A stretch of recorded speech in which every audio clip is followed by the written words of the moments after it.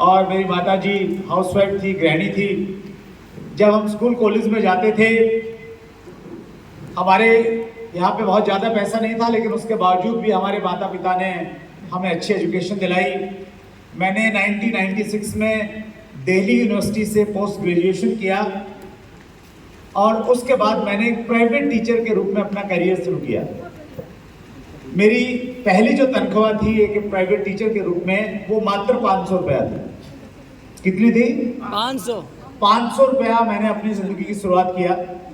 1 साल मैंने नौकरी की और 1 साल नौकरी करने के बाद एक बात मेरे जहन में अच्छे से बैठ गई, अगर मैंने अपने सपनों को पूरे करना है तो नौकरी से मेरे सपने पूरे नहीं हो सकते, मुझे व्यापार करना पड़ेगा, बिजनेस करना पड़ेगा। Hello, yes. नौकरी करने वाले कितने लोग हैं हमारे बीच में? सरकारी, प्राइवेट, किसी भी तरह की नौकरी पे हैं। कुछ साथी हमारे बीच में हैं। मैं आपसे पूछना चाहता हूं, क्या आप नौकरी करते करते एक लंबी सी गाड़ी खरीद सकते हैं? बड़ा सा घर बना सकते हैं? नहीं कर सकते, क्योंकि नौकरी का निर्माण इसलिए नहीं किया गया है कि आप एक लग्जरी लाइफ जिए। हेलो, अपितु नौकरी का निर्माण इसलिए किया गया है आप जिंदगी भर पत्नी के ताने सहते रहें और कंप्रोमाइज वाली जिंदगी काटते रहें। अगर नौकरी से ही सब कुछ हो जाता तो मोहन प्रसाद जी हमारे बीच में हैं, बहुत अच्छी सरकारी नौकरी पे हैं, उसके बावजूद भी उनका कमिटमेंट लेवल देखिए, वो लगे हुए हैं, काम कर रहे हैं। ये दुर्भाग्य है हमारे देश का कि हमारा युवा पढ़ लिख के नौकरी चाहता है। हम एक ऐसे देश में रह रहे हैं जहां 140 करोड़ से ज्यादा लोग रहते हैं। हेलो, हम एक ऐसे देश में हैं अभी जिसकी अर्थव्यवस्था दुनिया की तेजी से बढ़ने वाली अर्थव्यवस्थाओं में एक है। हम एक ऐसे देश में रह रहे हैं जहां व्यापार की इतनी बड़ी संभावनाएं हैं कि दुनिया के बड़े बड़े बिजनेसमैन हिंदुस्तान में अपना धंधा करना चाहते हैं। लेकिन हमारा युवा शिक्षा व्यवस्था की वजह से, जिस प्रकार की शिक्षा व्यवस्था है, हमारा युवा नौकरी चाहता है। वो नौकरी जिसको करके जिंदगी भर पत्नी या पति के ताने सहने पड़ेंगे और कंप्रोमाइज करना पड़ेगा जगह जगह पे। ये बात आज से 22 साल पहले मेरी भी समझ में आ गई कि नौकरी से सपने पूरे नहीं हो सकते।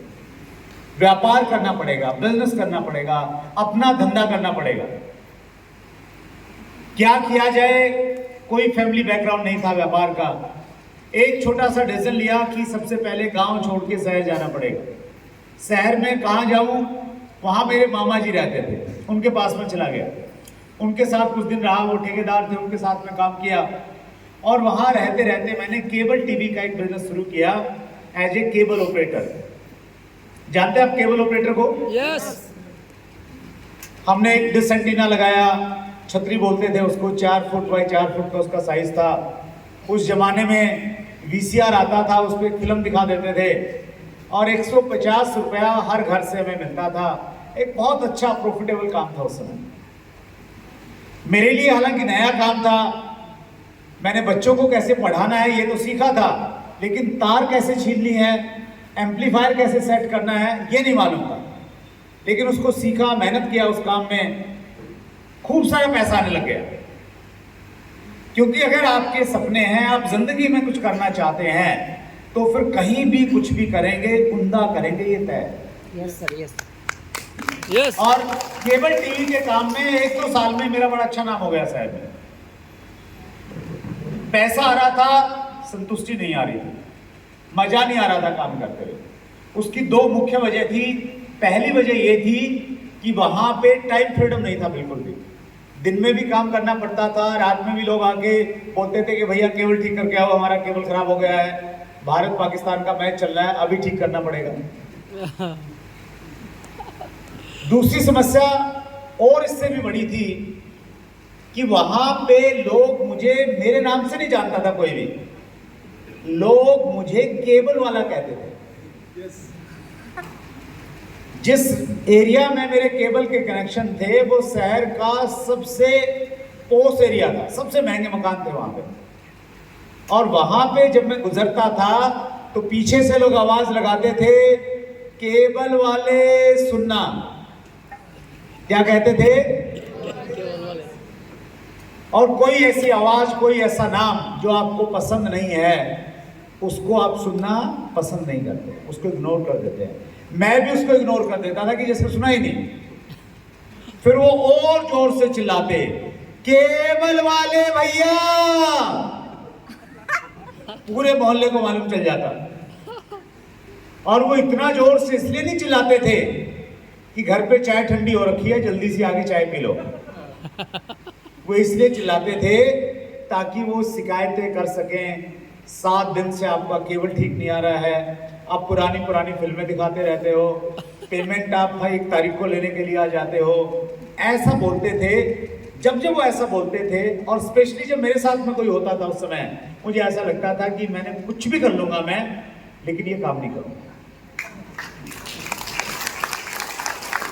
क्योंकि हर आदमी को मान सम्मान चाहिए।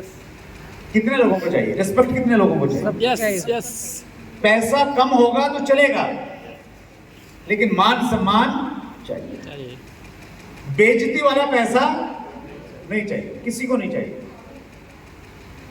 तो ये एक अभिलाषा है, मानव की इच्छा है। मुंशी प्रेमचंद जी ने, जो हिंदी के बहुत बड़े लेखक हुए हैं, उन्होंने इस बात को इस रूप में लिखा है, मानव की अभिलाषा है कि उसका नाम सफेद कागज पे काले अक्षरों में लिखा जाए और दुनिया उसको पढ़े। आप भी लोग चाहते हैं कि आपको भी लोग जाने पहचाने? कितने लोग चाहते हैं? यस। सब चाहते हैं। बहुत बढ़िया। मेरी भी इच्छा थी, क्या काम करूं, क्या ऐसा काम करूं कि टाइम भी आ जाए, पैसा भी आ जाए और लोग मान सम्मान भी करें। सोचता था, कुछ रास्ता दिखाई नहीं देता था, बार बार सोचता था, बार बार आइडियाज आते थे। बचपन में आपने प्यासे कौवे की कहानी पढ़ी होगी, थ्रस्टी क्रो वाली।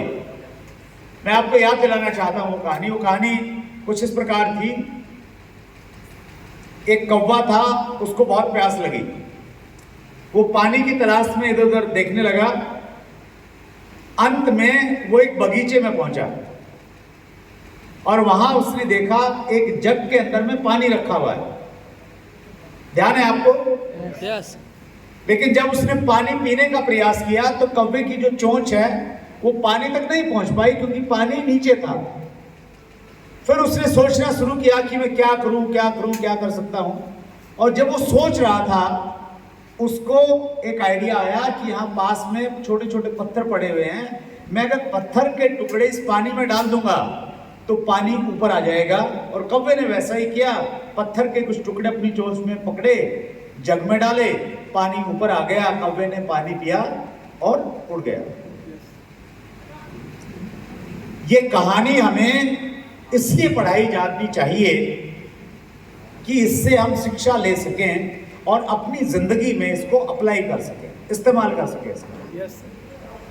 लेकिन हमारी जो शिक्षा पद्धति है, ये लॉर्ड मैकाले से प्रभावित शिक्षा पद्धति है। जो गवर्नर थे अंग्रेजों, जब हमारे ऊपर शासन करते थे, वो एक शिक्षा पद्धति लेके आए थे, जिस शिक्षा पद्धति का उद्देश्य था कि लोगों को नौकर बनाओ। लोगों की योग्यता सिर्फ, बच्चों की, स्टूडेंट की योग्यता सिर्फ एक चीज पे निर्भर करेगी कि नंबर कितने आए। और इसलिए हमारी हर शिक्षा नंबरों पर आधारित शिक्षा बन गई। हमने ये कहानी पढ़ी, इसलिए पढ़ी ताकि 10 में से 8 नंबर आ जाए। Hello, yes. इस कहानी का जो मोरल था, इस कहानी की जो शिक्षा लिखी हुई थी नीचे एक लाइन में, where there is will there is way. जहां चाह वहां रहा, वो जिंदगी में हम भूल गए। अच्छी बात ये रही मेरे साथ में, मैं वो शिक्षा नहीं भूला था। मुझे ये लगता था कि अगर हमारी चाहत है तो रास्ता ऊपर वाला जरूर दिखाएगा। यस। यस।